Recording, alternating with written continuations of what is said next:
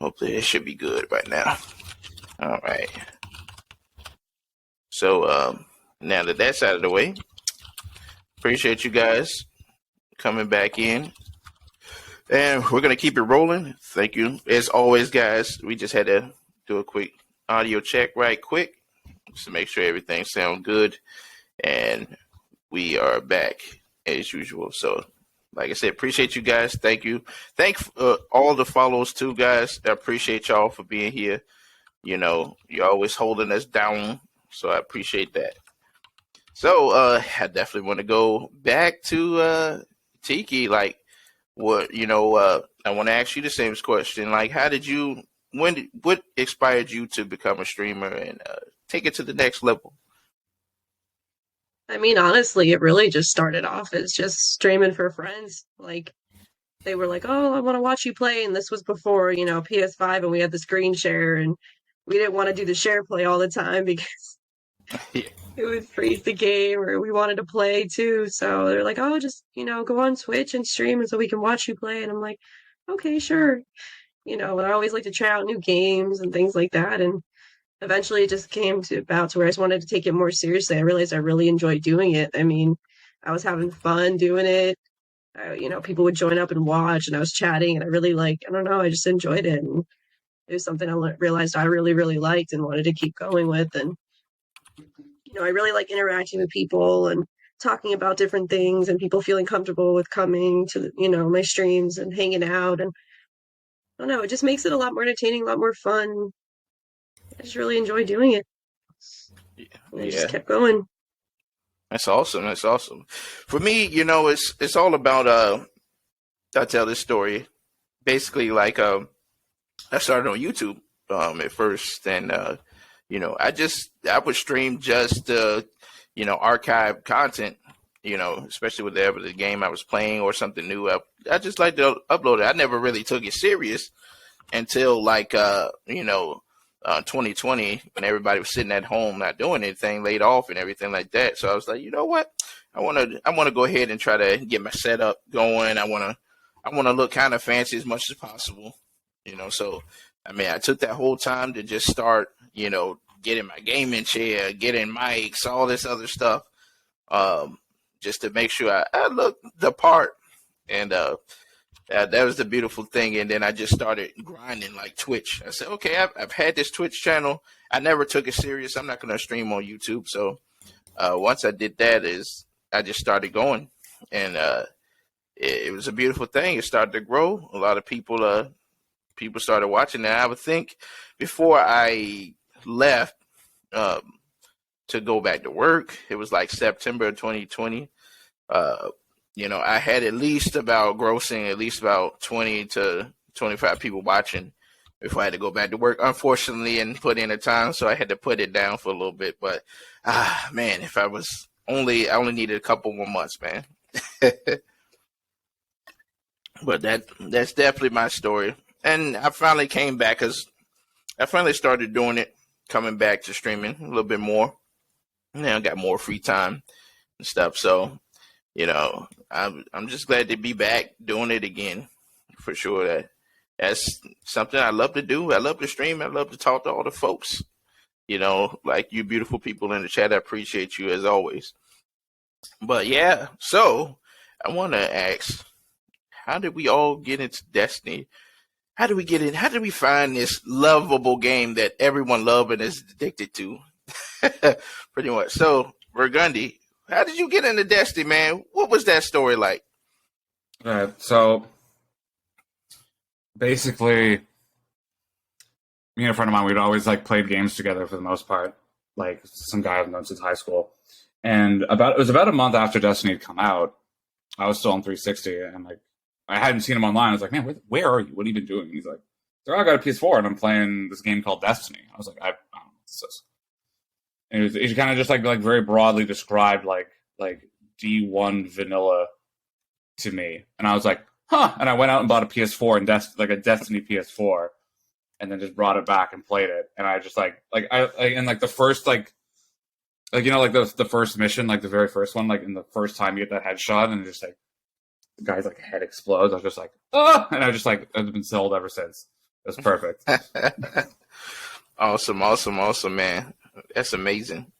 So, Nix, what about you? How did you get into Destiny? How did you find this lovable game that we all love to play? I think I saw like a couple of ads for it, like on TV. Some friends of mine had played it, and I was like, all right, I had watched like a walkthrough on YouTube, like the first like mission. I was like, all right, this seems kind of worth checking out. I knew it was made by the creators of Halo. I knew how big and popular that was, and I had played some Halo before, and I too had a 360, and I was just like, all right, let me just get this little game, see what it is, and then you do that first mission, you're just like, I'm hooked, and it was going through just like the original story, then just all the expansions, and leveling up your character, and then like creating more characters, and it was just a vibe, and I really just like the content. I like the storyline. I like how it progressed. I like how it was like Halo, but not like Halo at the same time. Like there was like a lot to do. Like you weren't really stuck in like one thing. It wasn't very linear. It was kind of like go off and do whatever you want kind of thing. And it was just that was really a deal for me. So I was definitely played a lot of D1 for sure. And enjoyed it and been here ever since. Hey, that's what I'm talking about. The D1 vets, you know what I'm saying? But yeah, for me, I've been playing since the beta of Destiny 1. Been pretty consistent with it for the most part. Always just been playing straight out. Even when the times we're in a drought, I just continue to keep playing and having a good time with it for sure.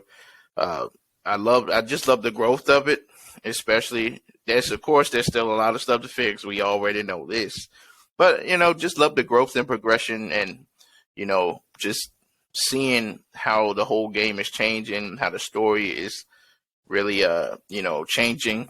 It's amazing to be like the senior, I would call ourselves, the senior in high school, seeing all the new kids come in, knowing that you're like, oh yeah, I'm a senior, I'm the cool guy. But it's definitely amazing. I'm loving it so far. But that's pretty much how I got into it. I saw the beta and I was like, let me play this beta. And then when I felt the gunplay, I was already sold right then. So my first character was a Titan at first. And then I would say probably during, King, the Taken King, I kind of made a hunter. I played with him a little bit, but I never really took it serious into Destiny 2. But I have all three characters. I love all three characters, to be honest. But yes, of course, you'll see me running Hunter a lot. So same thing with Sergio. How did you started getting into Destiny, buddy? So I played D1, and let me tell you this: I don't remember any of it, right? And the only reason I remember I played D1 was because when you go to D2, you can look at that little thing at the bottom at the loading screen where it shows you like your accomplishments. Apparently, I did Vault of Glass in 2014. I don't remember that either. So I, for the most part, consider myself very much a new light player because D2 is really where I started like picking things up. And probably around the season of the Splicers when I probably got like way more into the game, right? And then I started buying like, obviously I was like really late to the party because Bungie is terrible at making you buy all the expansions over and over again. Oh yeah. So Amen. by the time I've moved around several consoles, I was just like, you know what? Sometimes I get lazy with expansions, and so that's kind of where I'm at, right? So eventually I started picking up stuff. I beat what's the Station was Beyond Light. I went backwards and did that before I did Forsaken. And then the Witch Queen. You know what? The Witch Queen could have been like a whole game by itself. I love that campaign. That story is amazing to me. I think it's beautiful. Yeah. But and then I met Pat and Nix along the way. So shout out to Pat, man. I don't know what he's doing right now, but he's usually our third when we run our Gambit matches and usually any Destiny activity. So, and then that's where the consistency of playing basically came about because it turned a game that was already fun into just kind of just like especially because of COVID and everything else, it's just happening around, right? It's just a way to keep in touch with your friends. And then, I've met Phil and then the Lords. And then, I mean, man, it's like, this game is like, I know there's a lot of negativity in the community. And I will say, I have seen it for other people, but it's never happened to me yet. I'm sure it's going to happen because it does happen to everybody, allegedly, right? I'm a new light, right? So baby steps. I still have my training wheels on, so I haven't gotten made someone mad enough for them to like hate message me or something like, man, your Guardian sucks, but for the most part, I just feel like every other week, and I'm meeting someone else that I feel like I've known for like a long time. So that's the nice thing for me so far about the game is that I keep meeting new people, and so far the community's been pretty good to me. But the witness is coming, so I can't say much about that. So, Hashtag the witness is coming. Yeah, you already know the deal. Yeah, man, that's good, man. And seeing the game from a new light perspective is definitely something else too. It's very great. It's a good perspective because I see a lot of the new lights that come in and say, I love the game. There's a lot to do, which is great. And my biggest criticism always for the new lights is, their overall experience coming into the game. I know it can be a hassle, especially you're seeing all those pop-ups when you first load up the game, like, boom, hey, here's this. Here's the new subclass reworks. Here's this. Welcome to the game. Crossplay. Like all of these things popping up. It can be kind of annoying. If they can find some kind of way to kind of change that up where it's a little bit different, it'll be pretty interesting. So I've had a lot of people that I know who've started it up, and it's really difficult because they'll ask me for help, and they're just like, hey, what's this quest? I'm like, I don't know what that's called, and I don't know what that's for, and I don't know how you start it, and I don't know any steps, and I don't know what you're doing, and I cannot help you. I can't. You have to Google it. This is a mystery to me. I've done it 7 years ago. It's lost to me. It is ancient knowledge. I can't help you. I think that happened to Phil the other day. So I have a really bad habit of when I have my eyes set on something I want to do in Destiny, I don't go to sleep. I have to get it done.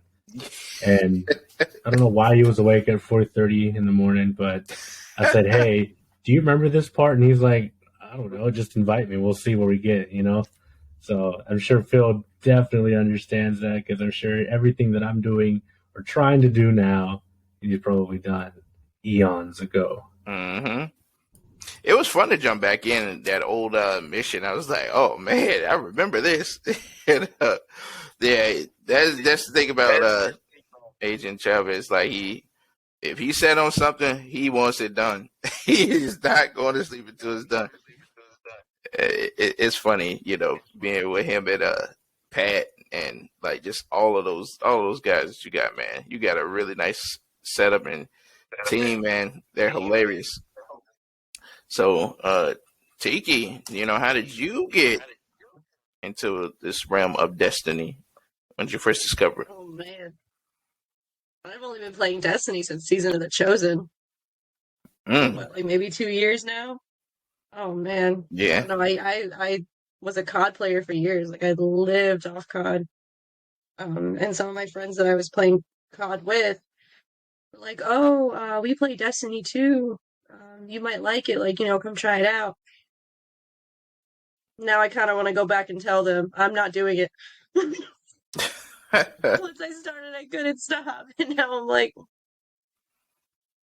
love-hate relationship with this game on a daily basis, especially right now in this lovely meta. Oh, yeah. Oh, my God. Tell me about it. But, once I started, I couldn't stop. I was pretty obsessed. This game will do it to you, man. I'm telling you. If you would have told me years ago, probably 10 years ago, that I'd be playing a game that's nonstop and it keep me busy for this long, I would have thought you're crazy. I'm like, there ain't no game like that. Stop it. But seeing this, man, it's so hard to play other games. It really is, man. It's like you go and play something else, and then you just get that itch. You're like, I got to get back to Destiny. What's going on over there? I think I'm just over So many 10,000 retros. hours cumulatively now, so I understand what you mean. Yeah, man. Oh my goodness.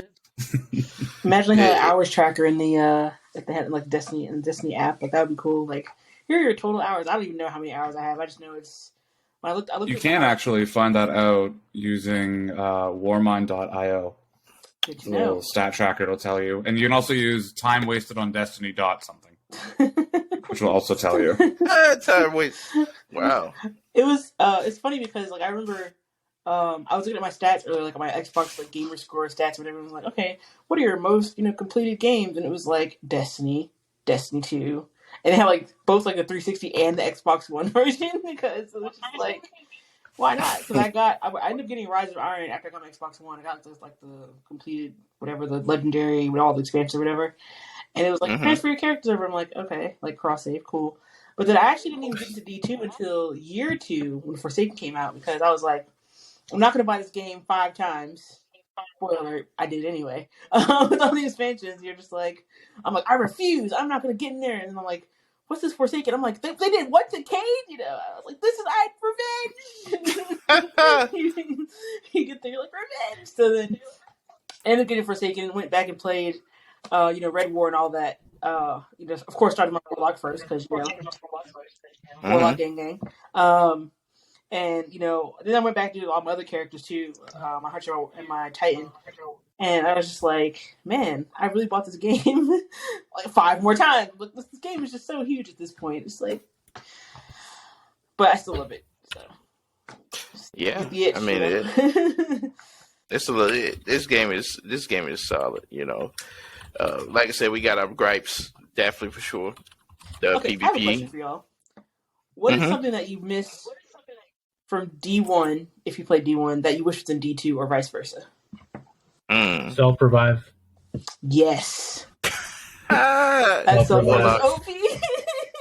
Self-revive.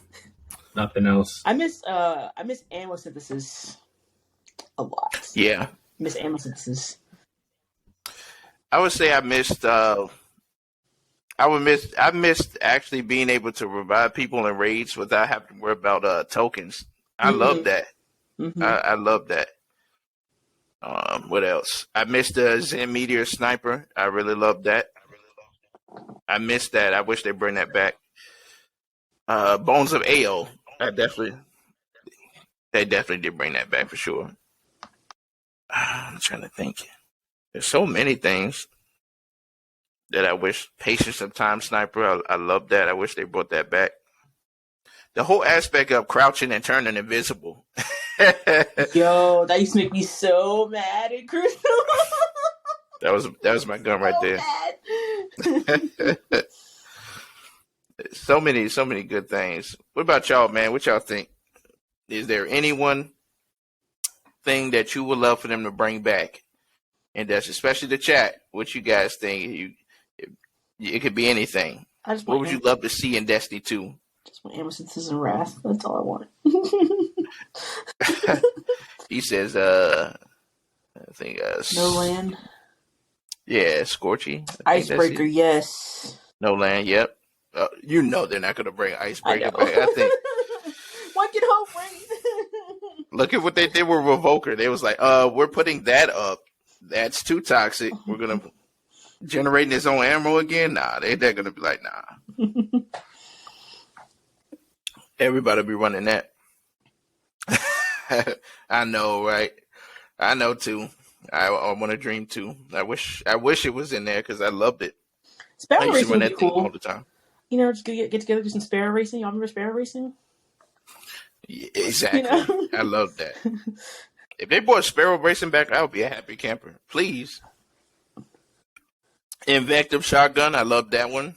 Mm-hmm. Pocket Infinity, yeah. I loved SRL, and I know that nobody played it. Like, that was, like, the reason. Like, there's, like, we're not bringing it back because nobody actually cared. But everyone, but like, I played a lot of it because I also used to play a lot of racing games. Mm-hmm. So, like, 2-4 if special. you, like, went online to, like, the leaderboards, I was, like, top 100 race times in, like, on all of the maps because I just played it so much, and I just sat there trying perfect the lines like ideally every single time. Wait, so you was the dude I couldn't beat? Yeah, it was me. Dare you. Every time I showed up in your lobby, you were angry and you'd rage into the forklift, and that would happen to you. And you're like, "Damn, this one guy, I hate him. Get out of here!" And then you'd leave, wait a few minutes, and hope I got into a different race. Every single time, that was my role. See, now I had to go back and watch my videos. Wait a minute, that was that dude. I think now if they was to bring back SRL, I think a lot of people would be involved in it now. I think it really would be something that really would take off now in this in Destiny 2, I believe. I also miss Prison of Elders. I Yes. Prison of Elders. Yeah, that was, Varix. We haven't had a activity since then that was like the wave based and see how high you can actually make. We haven't had one of those in a long time. Yeah. I think it's time. It's time to bring something like that back. If they bring something like that, just make sure that it's got a lot of rewards. There's a lot of things to chase. You can even add an exotic quest to it. Just that add some extra oomph to it. I definitely think that is one of those ones that they really should bring back another wave, because we always do a 6-player activity. We're always doing a 3-player activity, public event type space. We've done these over and over. And something new. Give us that Prison of Elders type of esque activity. I think it would be really good. Do y'all especially remember in this new one? Yeah. Do y'all remember in when the Taken King came out, they had like those zealots you could chase in the Cosmodrome? Y'all remember that? Yeah. Oh my There god. was a quest for that. I loved zealot chasing. Like, I want to find this zealot, kill him. And you know, like what time to be, like in which area, like to get the zealot. It was Yeah, facts. Yeah, I mean, would be nice. same thing. You do anybody remember in the Cosmodrome when that one night used to come out in the public events that everybody used to have trouble with? What's his name? The dude with the remains that you have to disturb his remains, and then like. Yeah, he would come out, and you would have to wait for him because certain times there was a certain time that he would actually come out, and everybody would just be right over there. What's his name? I can't remember his name. But he was one tough night that everybody, because there was a quest that was tied to him. I do miss how quests were back then. They were a little bit more harder and tougher when it came to certain things. Some was kind of time gated. I know everybody kind of hated the time gate. Oh, wait, next week to get this progression. I would say, I mean, if you did it right, if there's a way that you did it where it's not terrible, you feel me? Like sometimes it can be terrible, just depending on the way they implement it. But I enjoyed it. I definitely enjoyed it for sure. So especially grinding the swords in King's Fall. Yes. It was one hell of a time with that. Oh my god. And even choosing your sword, like they have I can't remember what they're called now, but I can't remember the name of the sword, but it was like you had to choose Void, Arc, or Solar. What was the name of that sword, you guys? I think it's Raise Lighter, Dark Drinker, and I forget the other one. What's the other one called? I can't remember. Something Caster, something like that. Yeah, something like that. But yeah, it was epic. It was epic for sure. Appreciate all the people in the chat going crazy tonight. Thank you for always being Protect here. the will. Okay. Yeah. Protect their will. That dude. The Boltcaster. Yep. That's what it is. Yes. Appreciate that, man. Yes, Boltcaster. Yeah. So I do want to ask the panel the last question before we get into the sauce of the show. I definitely want to ask you guys, what is your top 5 games of all time? So I want to start with you, Burgundy. What is your top 5 games of all time? Okay. So in order from top to 5, Yakuza 0, Mass Effect 2, Persona 5, Destiny 2, I guess, and then Diablo 2. Ooh, my list. Solid. Yeah, man. Yeah, you got a solid list right there. Mass Effect. The Mass Effect series is my beloved series of all time, and 2 was so fun, man. I had a blast. I used to play that over and over again. Yeah, I'd be sitting there with the full like spreadsheet, like optimizing Shepard's time to make sure that I had like the perfect like set of relationships and everything to make sure that everyone had the perfect role by the end of it. And Facts. Facts. Yeah, I used to do that too, man. I literally used to do that. I was like, okay, I want to make sure that he's living, he stays alive. Let me make sure I go back and do this mission before I go to the final. Yeah, and you remember if you waited too long for the final one, there was a different thing that would happen. You're like, dang. Mm-hmm. Do you have to? The game's like what, like 15 years old? I don't think you have to worry about spoilers. Nah. Like, I think you can comfortably say that your crew dies. In fact, if you haven't played Mass Effect 2 at this point and you're getting spoiled, too bad. I'm sorry. You deserve it. I don't know what to tell you. Yeah, man, you're sleeping under a rock if you haven't played that yet, man. Mm-hmm. I don't know what's going on with y'all. Come on now. Stop it. Yeah, like I said, Mass Effect 2 is a classic. Number 1, 2. I'm glad they kind of brought it back with the little remaster deal, and apparently they're working on the 4th installment, man, right now.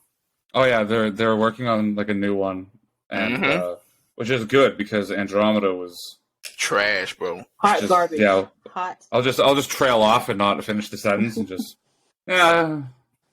There was one guy that was saying, I think it was a really, it was like, oh, I think Andromeda is really solid.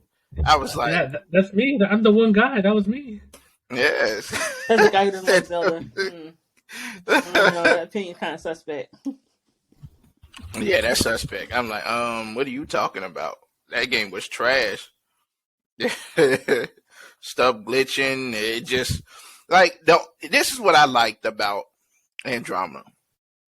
I do like how they kind of built into how the gameplay mechanics work a little bit. I like that. It felt so linear, man. It just didn't feel like a Mass Effect game. I'm like, come on, man. Why? Yeah. Why? Like by the end, it was like nothing was different. I didn't really like I know like if you like think about it from like the way reality is, like the other Mass Effect games are kind of like goofy, like good or evil, and like and like it's like morality is more complicated, but it's just like at the end of Andromeda, I was like, it didn't matter. It's fine. Nothing happened. I made a bunch of choices. Ryder is 40, I guess. I don't know. I did something, and that's how the game ended. Yeah, there was no real big stakes in the whole game, man. It really wasn't. That the villain, he was trash and weak. I was like, get out of here, man. Come on now. Like, look at Sovereign, like Saren and all that. Like how he led up, I liked his arc and why he was doing what he was doing. And you had to make a lot of choices behind the gang that he was having. The cat, I could do without him. It was like, okay, they're here for what now? And they find out that they were turned into something. Like, it was like, get out of here. It was trash for sure. I was like, nah, I'm good. I'll wait for Mass Effect 4 for sure. But yeah, man, that's a good list. So I do want to ask you, Nix, what is your 5 games of all time to you? Okay, so mine's game/franchise. So Destiny franchise, obviously. This is in like no particular order, but Destiny's probably number 1. The Darksiders series. I've played 1 and 2. 2 is my favorite. Yeah. I mean, if we're gonna go classic, I guess we could say like Pokemon on Game Boy because it's Pokemon. What's that? 3. Indie game, kind of newer, Stardew. I'm a huge Stardew fan. Okay. I'm like obsessed with Stardew. It's just like a cute, chill game. And then lastly, I guess I'll go with Rocksmith, which a lot of people don't really know about Rocksmith. But what I like about Rocksmith is that you use your actual guitar. And it's like you're playing songs and like you're learning songs and like you're building your guitar skills. So I really enjoy Rocksmith as well. So. And wasn't that kind of like the rival to the Guitar Hero? What was the? Yeah, wasn't that kind of the rival to it? It kind of was, and I really wished it picked up more than it did because unlike Guitar Hero, you're like pressing plastic buttons, which it's fine. but like, you know, you're playing like an actual guitar, and like, you know, for me, like I play guitar, so it's just like you get guitar, you get gaming, like hell yeah, like send me over. I played 1 and 2, or it's a remaster or something like that, but 1, I think 1 had better mini games, but 2 has a better library. You can port in 1's library and have more songs with 2. So, but anyway, yeah. So those are my 5. That was 5, right? Okay. Yeah, that was definitely 5. That's interesting. Yeah. Darksiders. I haven't heard anybody say anything about Darksiders. Oh, that was like the first game I played on 360. Like, watching those walkthroughs. Who is it? I was watching Ghost Robo, and he has something about hot chocolate. I'm like, okay, you have a hot chocolate fetish. That's cool. But yeah, I watched like all a bunch of walkthroughs like on the game. I'm like, I want to play this because I was like, what I used to do, like this was kind of like my deciding factor. Like if I'm gonna get a game, I'm gonna try to find a walkthrough, like a review it first. I say, okay, is this something I want to like play or not, right? Which I watched it. I was like, this is such a pretty game, and like I like playing it. So yeah. And I always encourage everybody to, especially when a new game is coming out. Sometimes you don't want to go ahead and listen because the elephant in the room. We all know how critics have done in the past. Mm-hmm. They reviewed something that was actually solid, and then it. You know, and they badmouthed it, and a lot of it influenced the public. Mm-hmm. I think definitely try it out for yourself, guys. And then, you know, listen to your friendly YouTubers and streamers to see what they thought. I was listening to Flawless D when he was reviewing the First Descendant, really solid critique. You know, and he was saying, you know, it's a game, it's fun, it's definitely fun. But if you're looking for something like a Destiny where you can crab builds, do all this, that's not really the type of game that it is. It's more like a hero shooter. And I was like, you know, I can understand that, especially how they did the aspects and everything like that. So yeah, you know, I can understand that.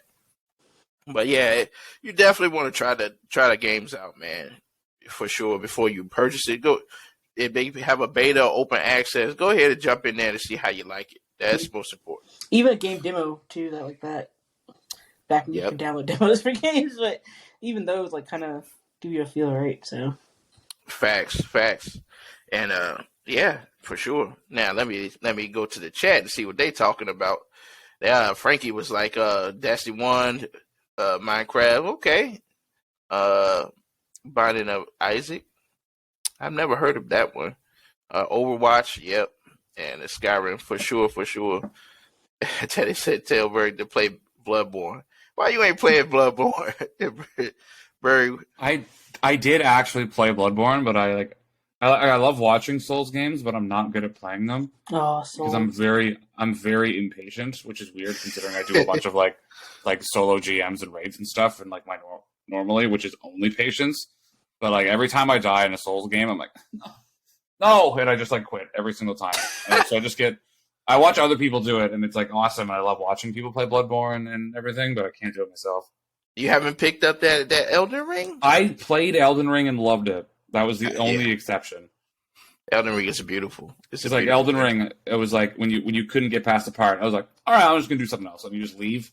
You just gonna go off into some direction, and there'd be something you could do for a little while, and then you come back, and you'd just be like, you'd be fine, as opposed to like kicking 6 pigs in Bloodborne over and over again until you're strong enough to beat Father Lasagna or whatever his name was. And I have no idea. Sergio, yeah. He said he like Hello Kitty adventures to you. Stop it, bro. Stop it. I was telling Frankie he won our raffle. He won 30 free copies of Anthem. Unopened copies of Anthem. Can't believe you're going to double its collection. Hey, look, you can add First Descendant on there, Frankie. There you go. Add that in there with that collection.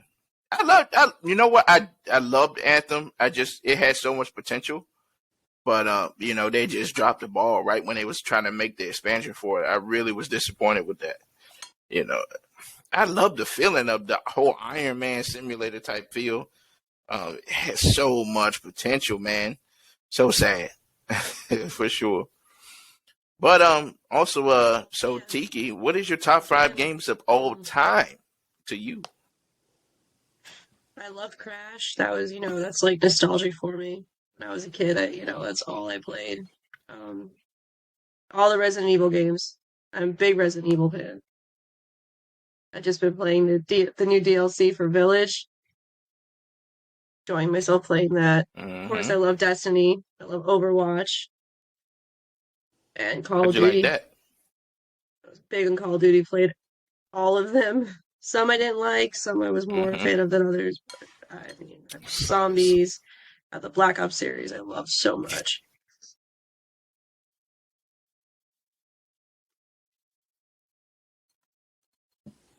Mm-hmm. I haven't played Feeling yet. about the It's so unfortunate. Modern Warfare 2 right now. A lot of people I've been jumping putting on it that. People loving it so far. You need to try Yeah, it. I know. Get back in there. I was so excited It's a about it, but I beloved just have title, not gotten for myself to sure. get it yet. I will. You know.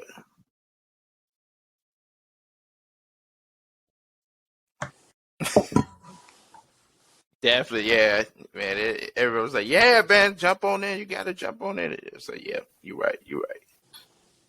It seemed like Teddy was like, "Frankie, Division 1 Dark Zone brought me so many." Yes. Division 1 Dark Zone, man. It was crazy in there, man. For sure. I definitely agree with you on that. Yeah, I love that one. Teddy said, met a Saudi oil prince in that game. He said you had an oil prince in the game? That's crazy. So let's see. Sergio, I got you, right? I already asked you, right? Or no? I don't think so. But I can go through it real quick. And it better not be Hello Kitty Advance 3. Yeah, no Hello Kitty Adventures. No, I think Perfect Dark is like an all-time classic for me. Okay. Obviously, I was a Mario head to Super Mario 64. Shadow of Colossus, which is one of my all-time favorites. Believe it or not, I loved all the Tony Hawk Pro Skater games. I thought those games were absolutely just crack. It was fun. Yeah, facts. And then, really, I mean, like, obviously Destiny's like a duh, right? But like, GoldenEye, I just keep going on and on. GoldenEye, God of War, Persona, all the Persona games, you know. But yeah, I mean, yeah, those are pretty much it. But I mean, I have a list. I don't really have like 5. It's like you ask me 5 next month, I'm going to give you probably a different answer. Yeah, facts. Facts. Yeah, I mean, I have a big category. Just because, like, I mean, like everyone's porting games nowadays, right? So you're getting like a lot of like really, really old content now. Obviously, if you're, if you can make a Raspberry Pi and go even deeper down that wormhole, So True. It just really just depends on like what like mood you're in. Like right now, I'm in a GameCube mood, right? So I have a GameCube. I'm playing True Crime Streets of LA. Okay, right? Classic game. Yes.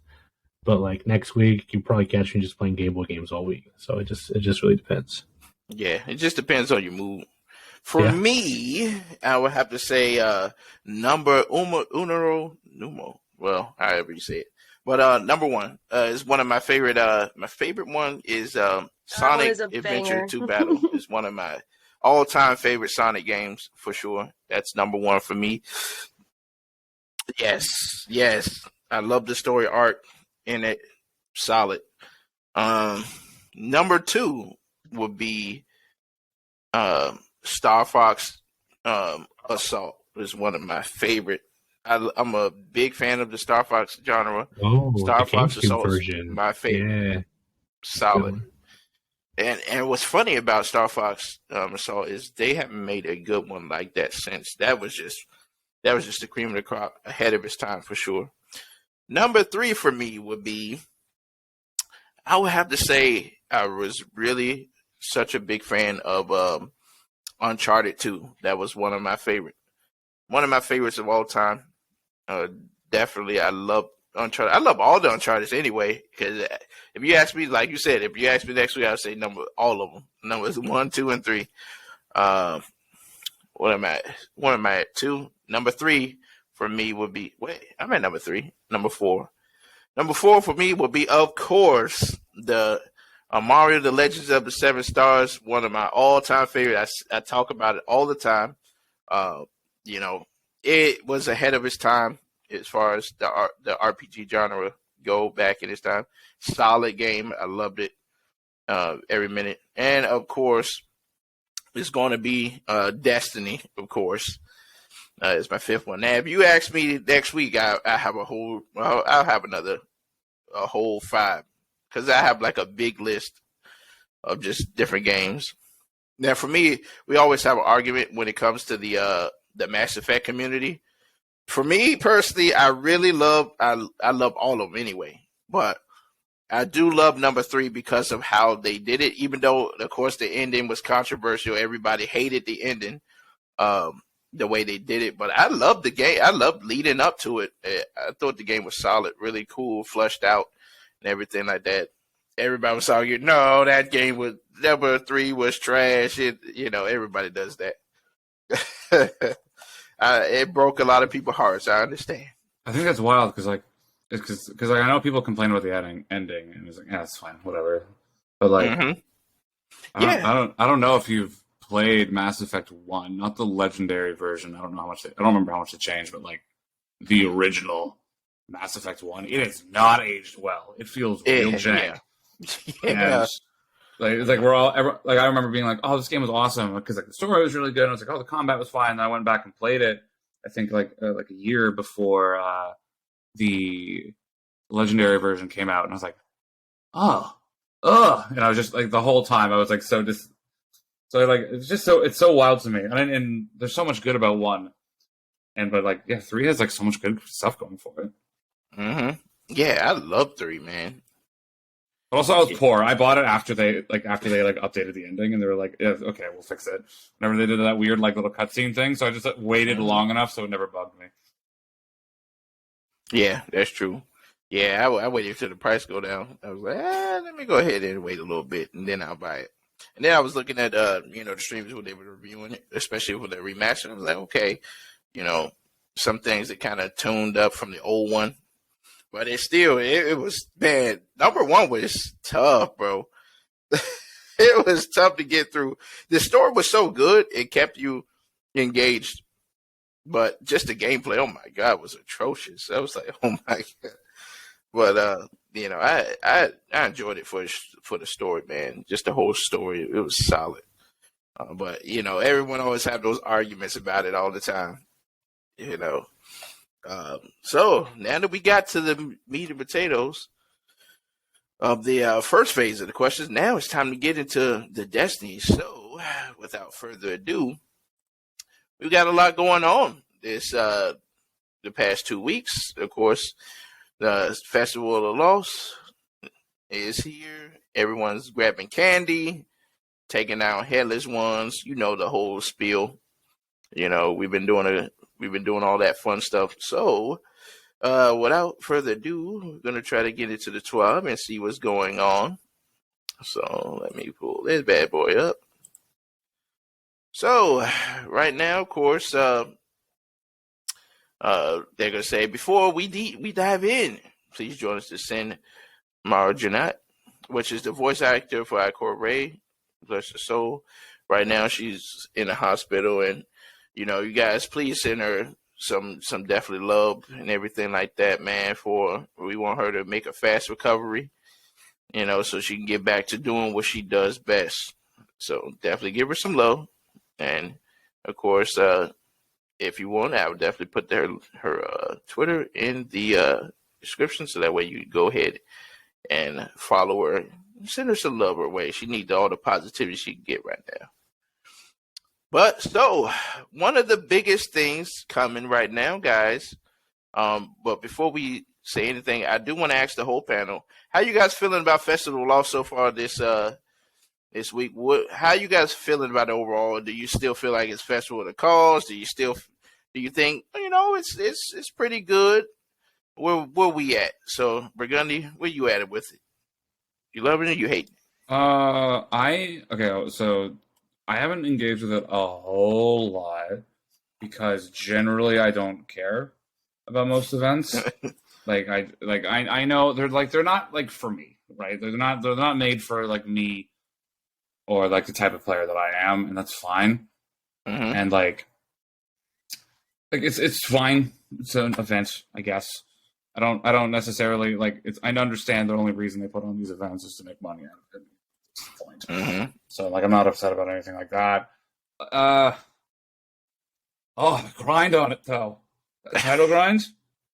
Oh yeah. I'm at like 11 out of the 35 haunted lost sectors, and I'm dreading every moment of the rest of my life for the next month.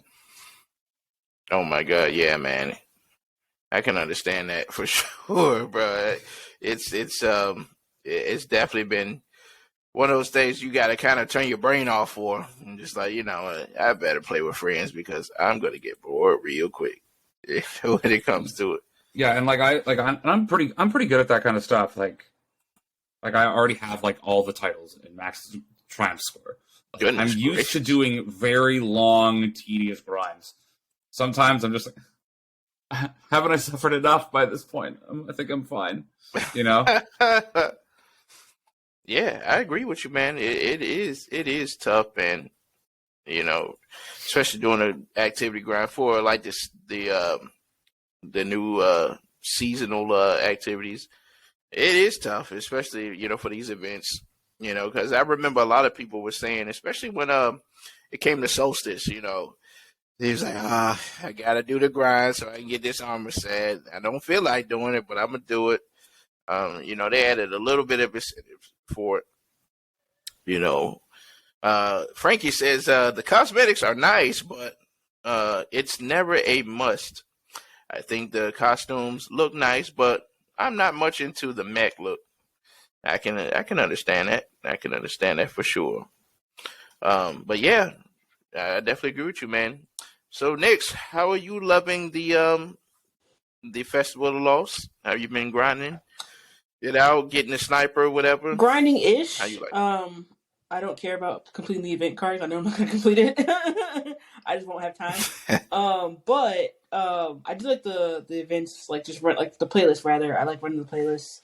The bounties you can complete them fairly quickly. But I know Frankie's called it Festival of the Cost because like you have to get the upgraded event card, and I'm like, I'm not spending real money because I'm just not that invested in events like that.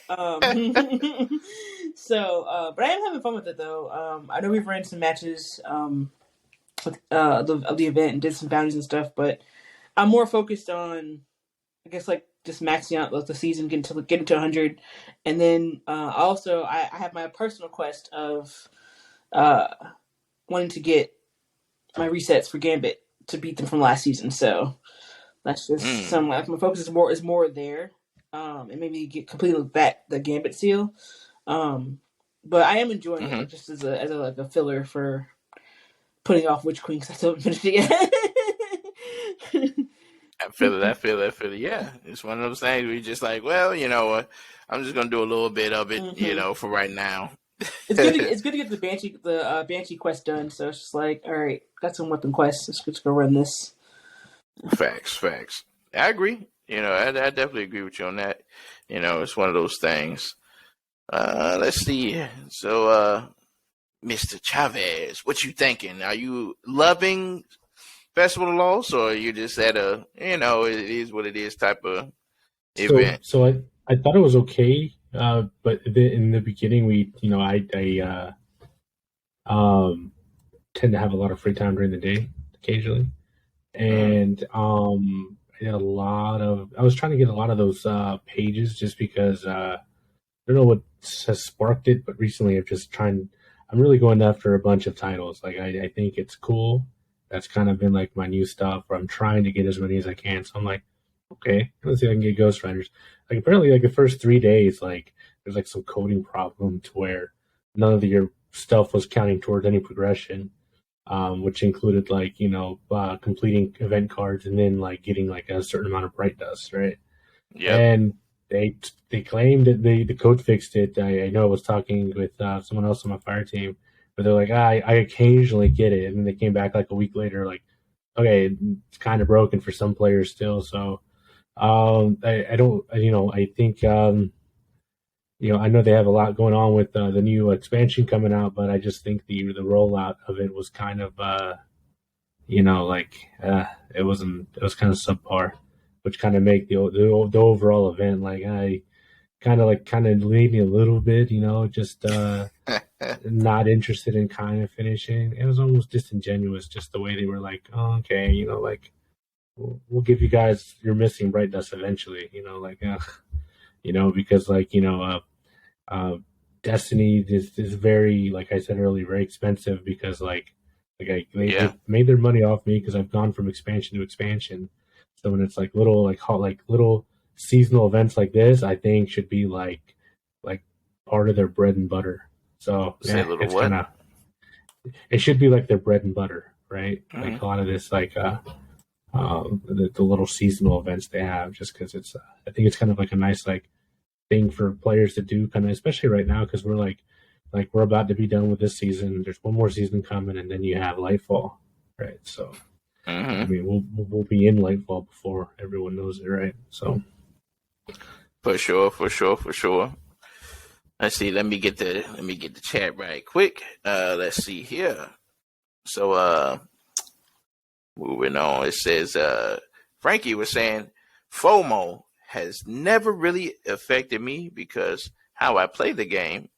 What I really don't want to miss out on is getting the crafted weapons when, yeah, you're right, man. Definitely, for me, I don't want to miss out on the crafted weapons as well. I always want to kind of try to grab one. Like if the season come in, I was like, let me go ahead and just run it real quick to get a couple guard rolls and I'm out of here. I definitely agree with you on that. Gucci joining in, and he said, honestly, the entire thing felt like a Razor scooter and the ankle to be. Yeah, I feel you, Gucci. Yeah, man, it's something else. Appreciate you, Boxer Ninja, for coming in. He said, hey, Nix. Yeah. And Frosty says, crafted weapons are definitely a good incentive. Yes, I definitely agree with you on that. There's definitely an incentive for sure, and you definitely want to have that. At least something, that keep you going. So I definitely agree with you on that. All right, so I do want to ask Tiki, what about you? Are you enjoying it? Are you saying, it's okay? I have not. Have you got a chance to dive in one time or two times? How you feeling about Festival of the Lost? I mean, I've been so hyper focused on other things that I wanted to get done and grind for, and I've been so such a PvP main lately, which is crazy to say with what we're dealing with right now in this meta. But yeah, no, I don't know. I didn't have the incentive or the interest in Festival of the Lost this time, unfortunately. The first time I was so excited and all about it, and I don't know.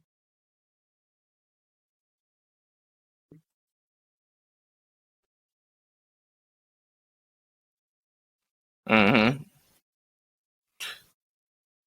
Yeah. Yeah, I can definitely understand that. When it comes to this, I mean, these seasons, and these events, I like them. I think one of the biggest, sometimes they get really repetitive, or sometimes they don't switch them up to be a little bit more interesting as time go on. Yeah, jumping in to get the guard rolls or weapons. I like that they finally they'll add a weapon in, keep a little pool going and update the weapons. I like that for sure. It's just, the activity, people don't really care because usually you're spending money to get the nice little fancy ornaments and stuff like that. Get your little retainer card. 'Cause I remember a lot of people didn't really like the way they're doing the little card mechanic. It's like they're trying to do like a little season pass thing, but it's not really working the way, other games are doing it when it comes to the events.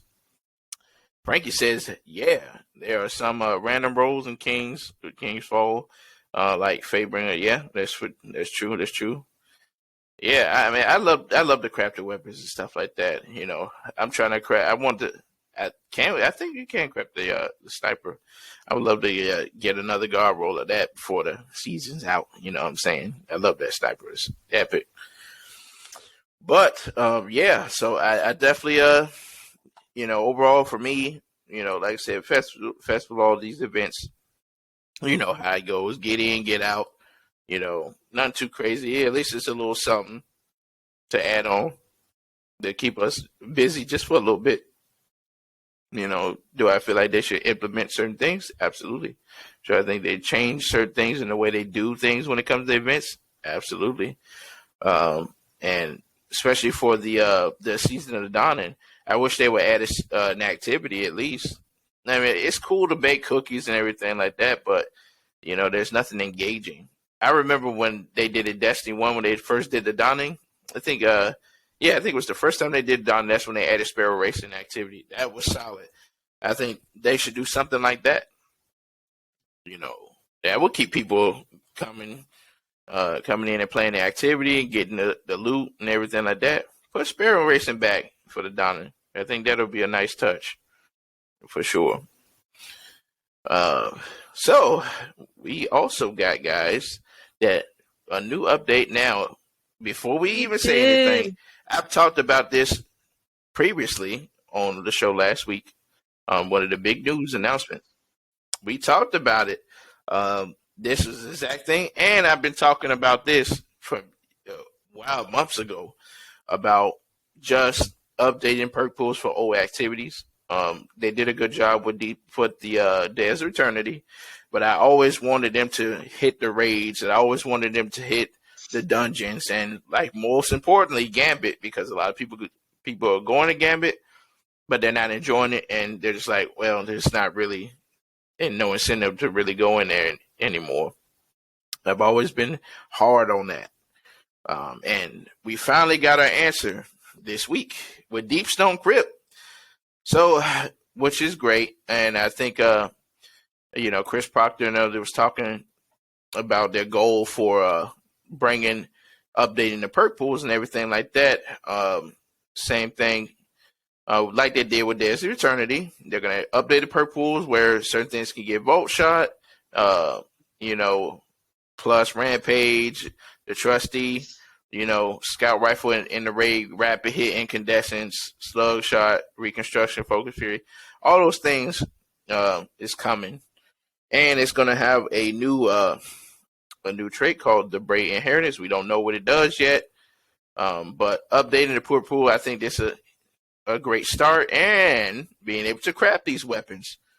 I think this is a great start for sure. I'm definitely happy about it, and I'm really excited to jump because I loved all of those weapons, and I'm excited to go back to Deepstone Crypt and refarm and get those weapons again. So I definitely want to take you, Burgundy. What did you think about the whole announcement that they're going to update the perk pool in Deepstone Crypt? I'm extremely torn, right? Because the first part is I think it's great because I only ended up liking, I loved all the weapons, but I only ended up using a couple of them long term. Like I use Succession and Heritage, and I love them. It didn't really bother using a lot of the other ones, and like some of those, like just like the Trust, a lot of people like Trustee, but I hated it. But if it's coming with Incandescent, I'm like, ooh, that's interesting now. I'm sold. Mm-hmm. But on the other hand, I have done DSC 80 times. So part of me is like, can I not? At the same time, I'll still do it. But we ended up doing it so often because there's a guy in our normal raid group who took him 74 attempts to get Eyes of Tomorrow, and just like the internal bitterness that I feel about that is like bleeding over. So like. Maybe when I end up when the guns come out and I see some rolls on it, I'm gonna get really excited and kind of push away that I don't want to keep doing this, but I don't know. Mm-hmm.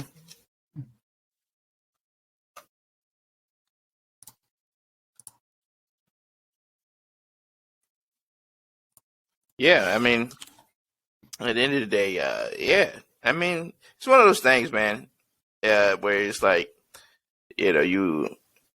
you're like, well, it's good. It's definitely good.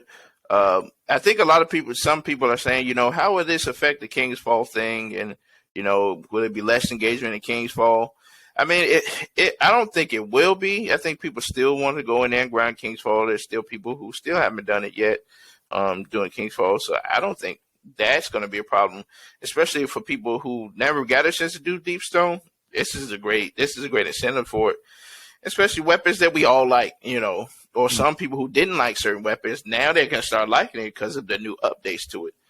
Well, that's the other thing I didn't think about is there are people because I know people who are like newer players who want to do these old raids, and it's definitely getting harder and harder to get people who are willing to help you to do it.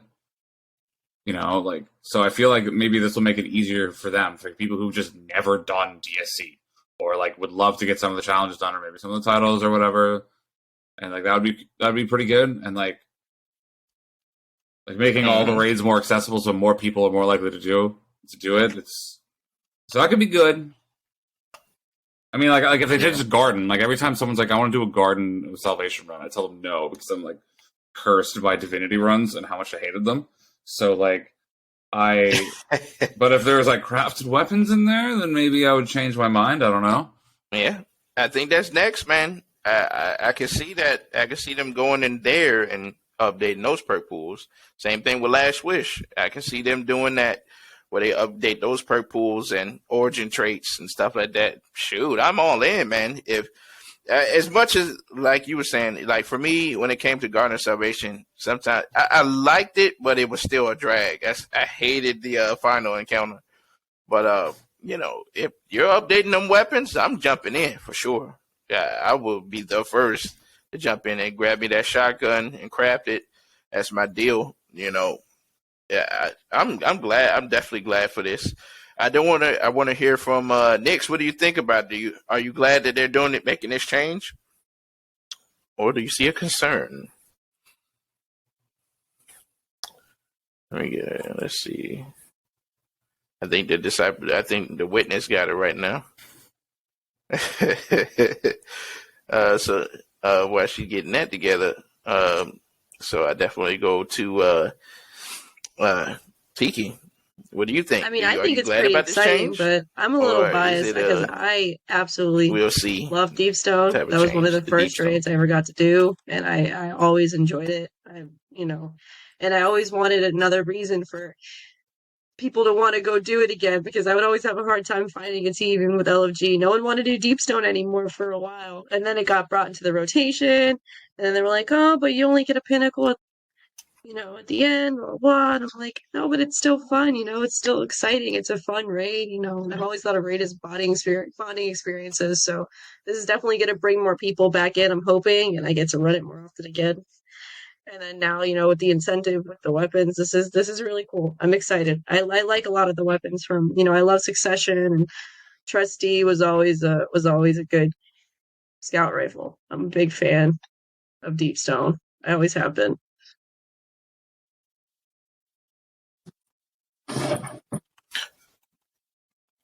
Facts. Yeah, me too. I love Deep Stone. The whole raid, I loved it. I've done it so many times, but it's just something about it. I just love it. Let's see. Mr. Chavis, what do you think, man? Do you think this is a good idea? This gives you the rush to jump in next season? Oh yeah, I think especially with I think with every new season comes a wave of new Destiny players that want to try things out, or returning hybrid Destiny players that have been in some kind of cryogenic sleep for the last couple years, decide to come out of it, and then it's just adding on to just to me, having things like this, having it added to the rotation. I think it's just going to make it just one of those things where it just improves the overall, the reason why I play Destiny, why it's fun, why I enjoy it. So yeah, I think it's a good move, solid move by Bungie. Especially this came out after the whole the Festival of the Lost crap, where nothing was working. It's oh well, we have this coming, so let's forget about all that other stuff that happened like a week Facts. ago. So yeah, Yeah. I think it's been great. True. Yeah. I'm excited for it for sure. So, Nix, are you excited for it? I How you feeling? mean, I haven't done any D2 raids, so I mean, the changes in it, like, I'm excited just to do it. So I have no issues with it. So just is what it is. Hey, that's what I'm talking about. Yeah, man, I'm telling you guys. I do want to hear from the chat. What do you guys think? Do you guys think that this is a great idea? Are you excited for it? Deep Stone Crypt being able to come back in a whole new way by updating all the weapons and giving people a chance to come back in. For me personally, I'm loving it. I definitely think it's going to be great. And, I can't wait to see. And seems like Rogue 9 just jumped in. Did I miss the Grey Wizard already? talking to Frankie. But yeah, I'm definitely looking forward to it. I think it's going to be pretty cool, and I can't wait for sure. So we're hearing also, guys, in Lightfall, the crafting is getting ready to change as well. So basically, what's going to happen is the first thing that they're going to be doing, they're going to address is deep sight weapons are far too common, they feel like, which leads to some confusion over their value and vault stress. So to fix this change, what they're going to look at doing is, to a new player, it can be difficult to understand which weapons are actually craftable. To an experienced player, deep sight weapons commonly end up in the vault, empty for future currency, bring more stress to the inventory management. It says deep sight weapons must be equipped for full currency extraction, causing friction with loadouts. So basically the goal of this was so that the player would try out weapons they normally wouldn't, and to make the currency feel earned. So it is also somewhat of a byproduct of our original multi-currency perk system. While this is nice to have, we'd like for players to want to try new weapons for other reasons, not just to earn crafting currencies. So farming an encounter like Shirochi is a very efficient method for leveling. While this can be fun for some, it is tedious and provides no useful benefits to the player or encounter.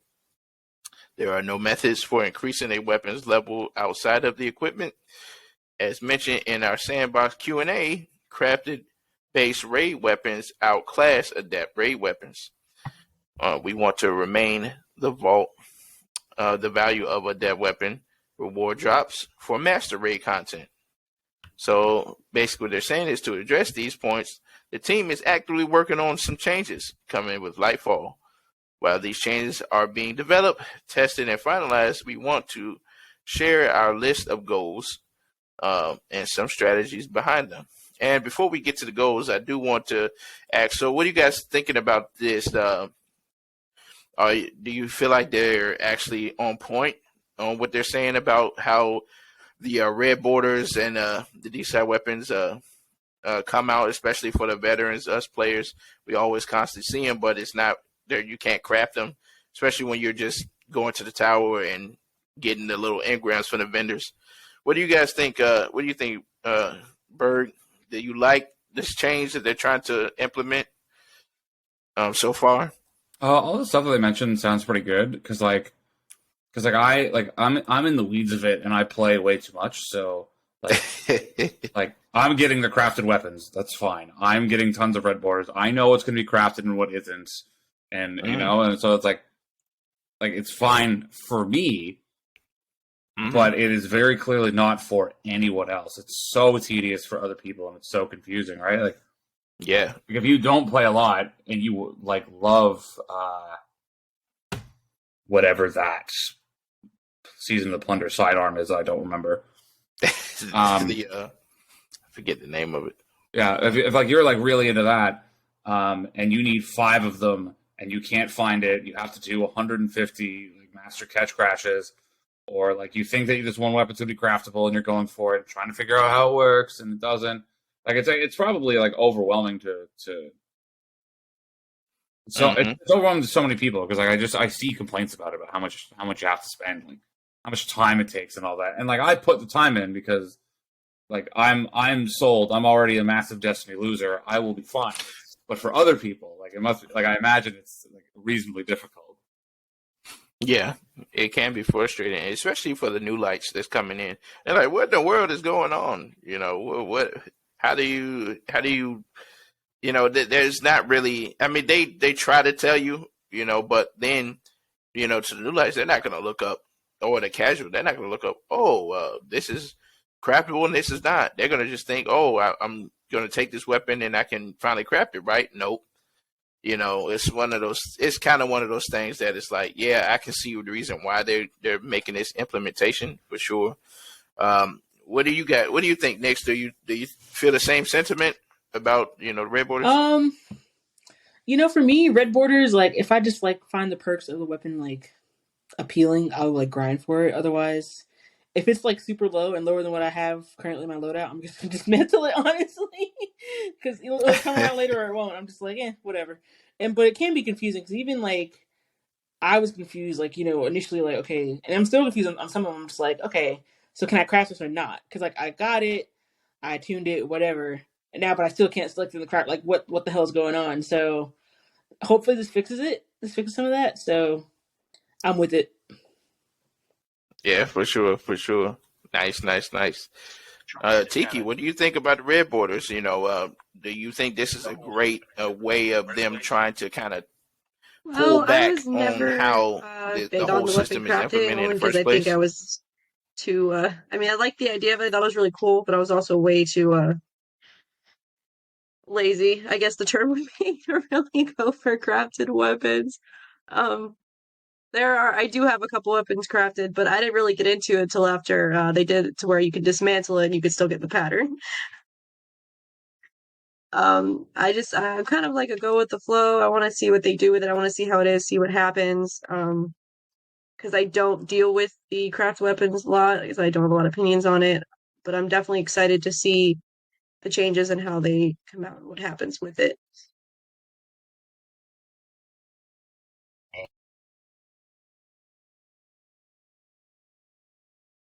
Facts. Sergio, what are you feeling about it, man? Do you like the change that they're making with this? You know? Yeah, I do, because I mean, like, honestly, like, I don't know. Maybe I'm like a Titan. Like, if I see a wall, I want to smash through it, right? So I'm like very focused on like a particular thing, and just like Tiki, like crafting is like not my thing. Not that I now don't want to do it.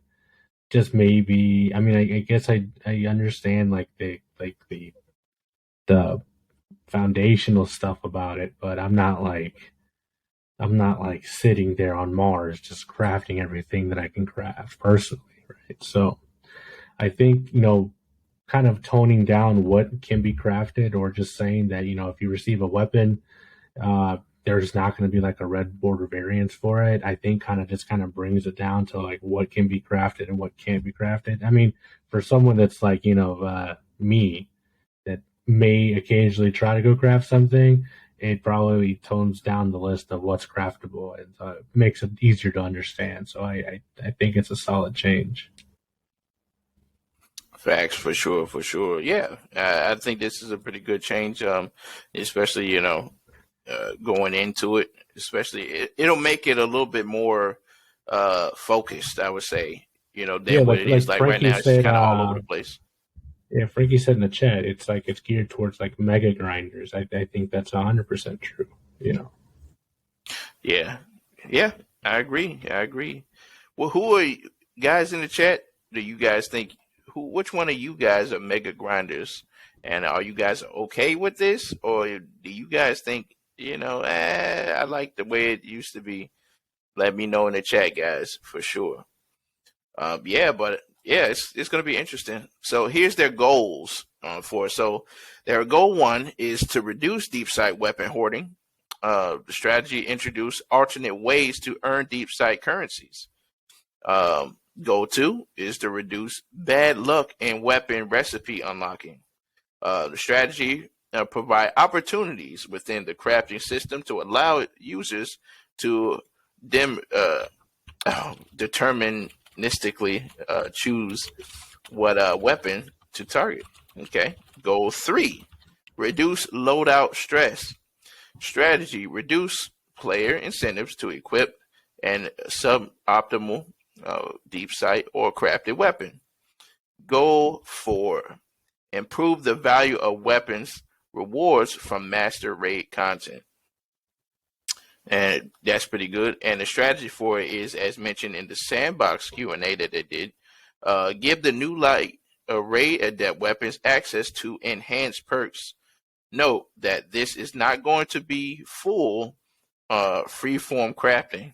Okay, and they made a specific. They made that specific. So, from that, what do you guys think? From their whole goals on what they want to do and how they want to implement. For me personally, I think it's pretty solid. For sure, what they're trying to do.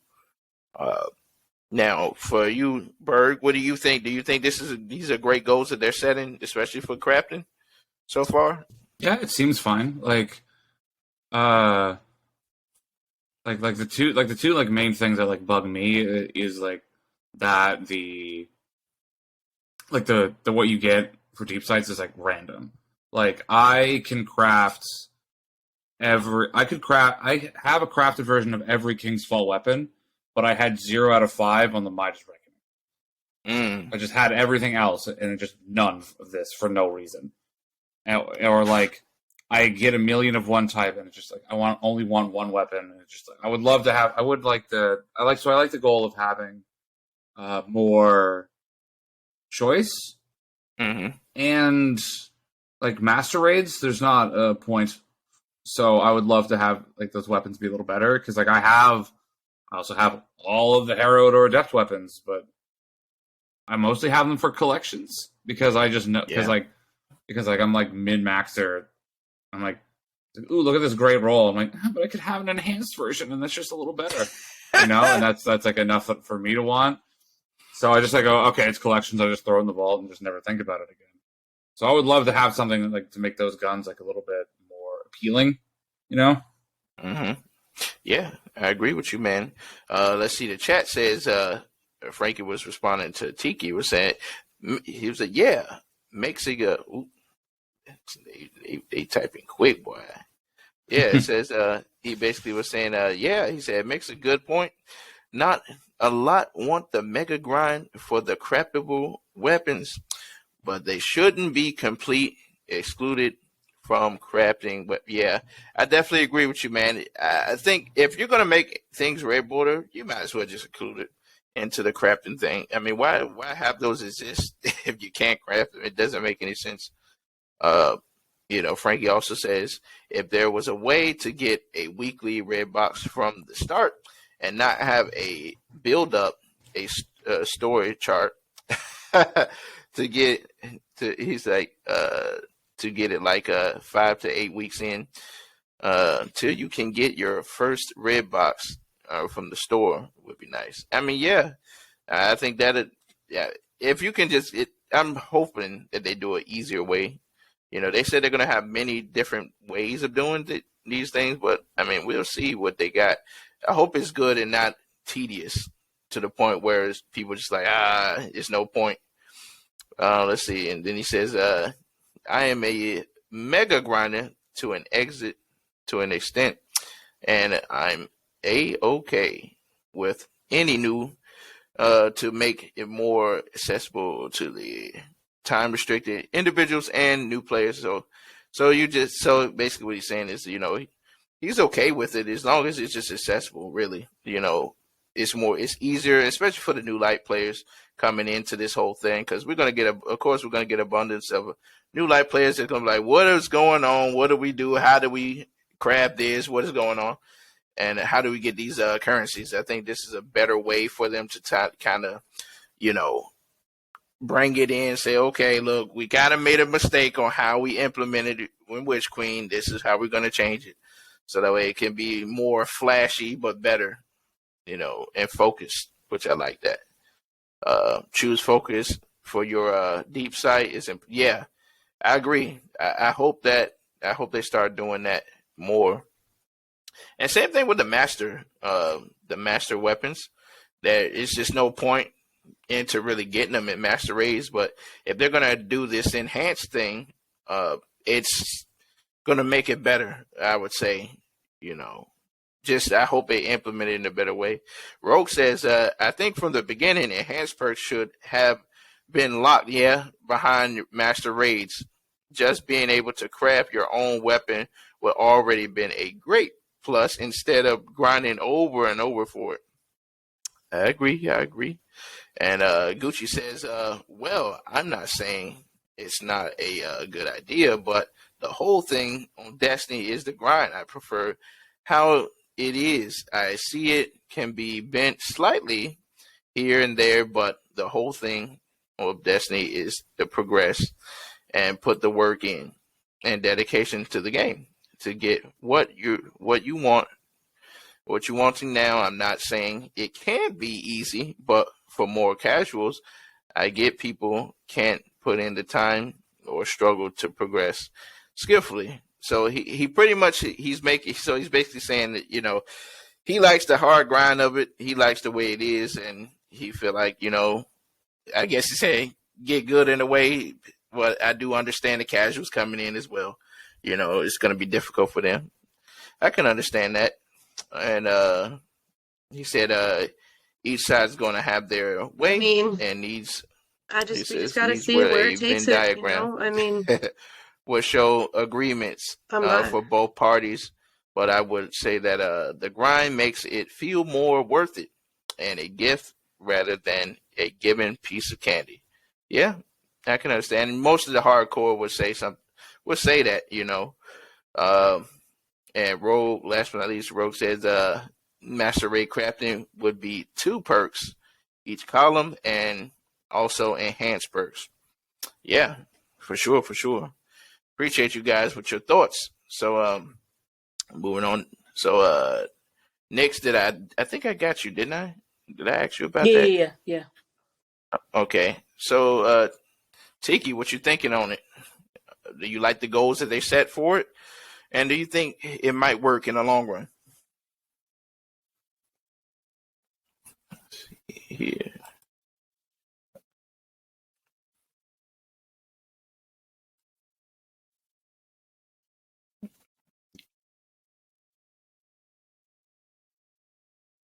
It's one of those things. Yeah.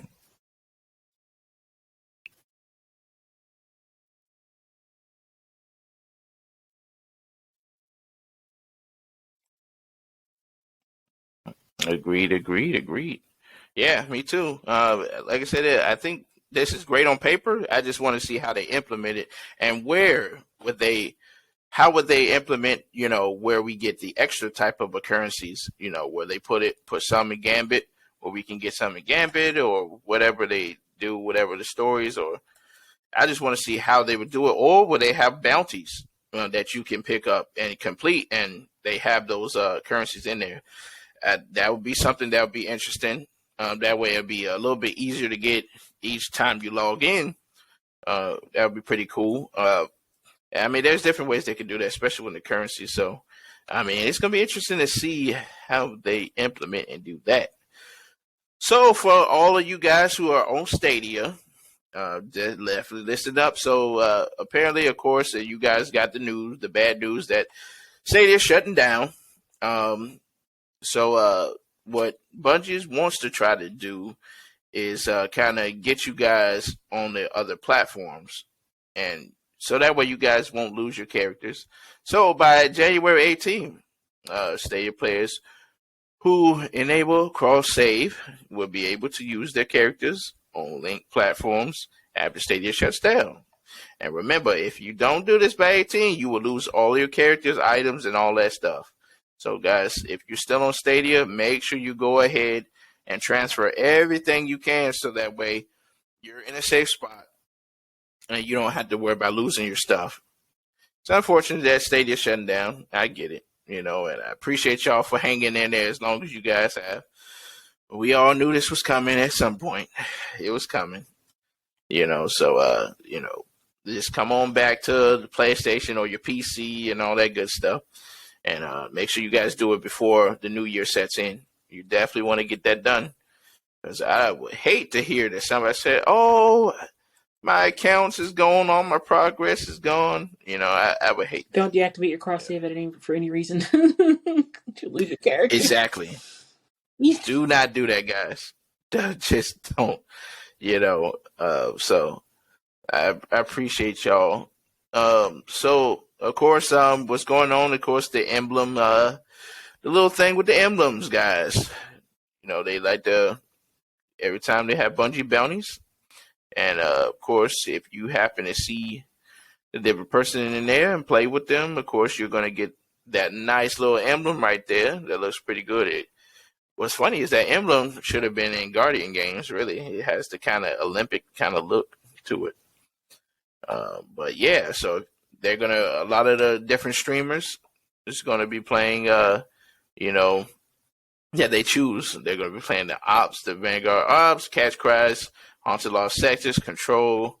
You know, and they got the different time zones, so you guys can look at who's got it for this day and who are you looking for. So definitely look out for them, guys, so you can go ahead and try to earn that emblem. But that being said, of course, Prime Gaming, you get all your loot and all that stuff. You definitely can check that out if you have Prime rewards. So that being said, and also, guys, of course, there's a lot of bugs and things that you want to check out. So make sure you check out the TWAB and you guys can go over that and see for yourself.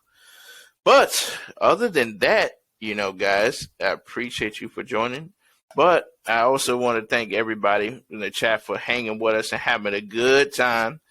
And I definitely want to I always do a thing where I would say the floor is yours. So what that is basically you guys can showcase what's upcoming, what you got streaming, what you got going on, and how can they follow. So the first runner-up will be you, Berg. How can they find you?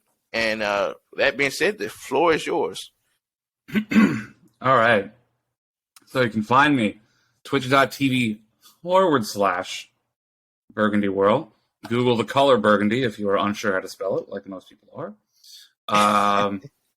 Stream every day, 7 p.m. EST onwards, doing all sorts of low-man stuff, solo GMs, solo raids, pretty much everything that we can do, try to get it all done. You can also find me on Twitter at Burgundy_World, because the person who has my actual name was banned and I don't matter, so I'm not getting it.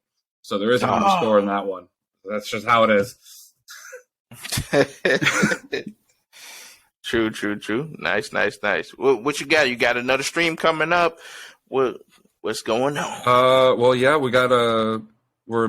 I've so far got 5 of the 6 GMs done for the Gilded Solo Conqueror this season. Nice. Except for Lightblade, which the end bugged. So I completed it, but it didn't get credit for it. Oh. Which is horrid. So it's just so that's going to be the goal until I actually get it done, so we can get the Conqueror. And then we've got at some points, some trio DSCs and Garden, I think, in the next week. I don't remember when that is, though. So, I don't know, broadly. You could find it. You can ask me. You followed, you know. You stay in the know, guys. So, Nix, how can they find you? And the floor is yours, lady. Twitch, Twitter, TikTok, Instagram, Discord, my Linktree's in my Twitch channel. Simply Nix everywhere. And that's LEE because LOI was taken. So it's not simple, it's simply. Yeah, Simply Nix everywhere. I kind of made sure I locked that down like immediately across all platforms because I figured if I didn't, I was going to end up like you, Berg, and they already had LY. So I was like, well, I got to get this in and get the LE. So yeah, you can find me everywhere. That social media exists, I guess.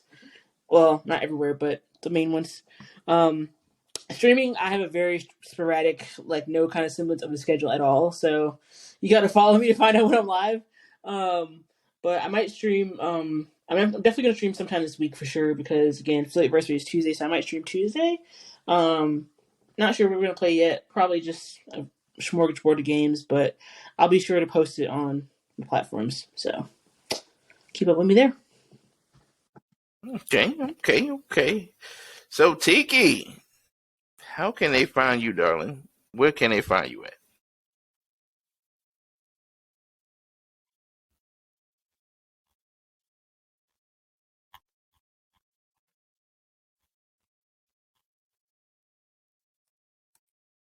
Mm-hmm.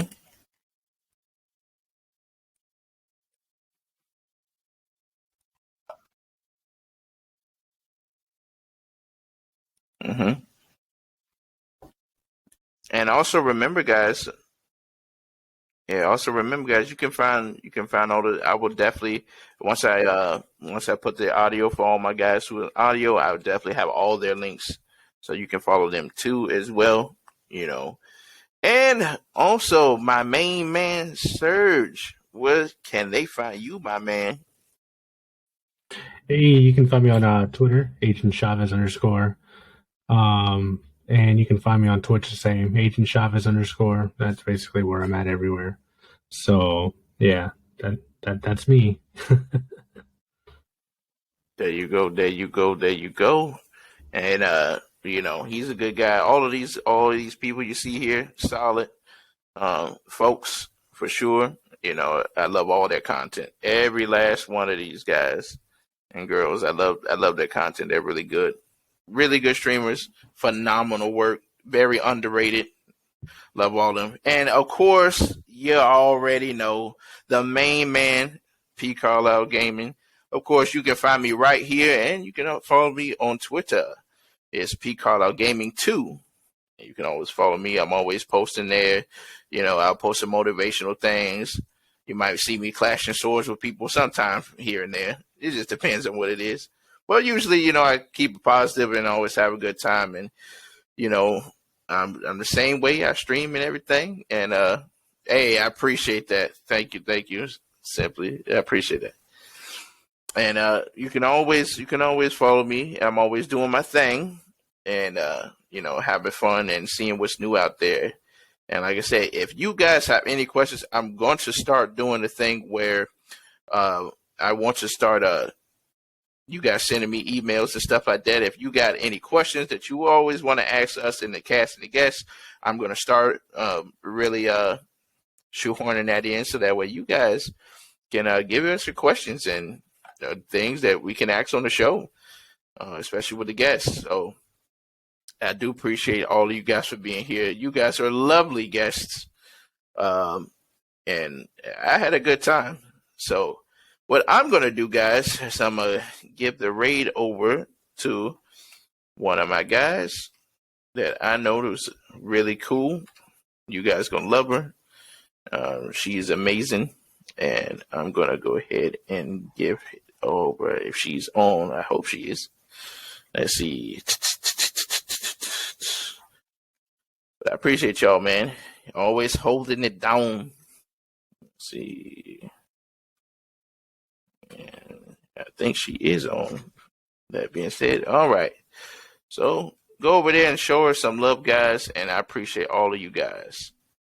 And I hope everyone has a wonderful Saturday. Thank you. And laters. Peace. All right.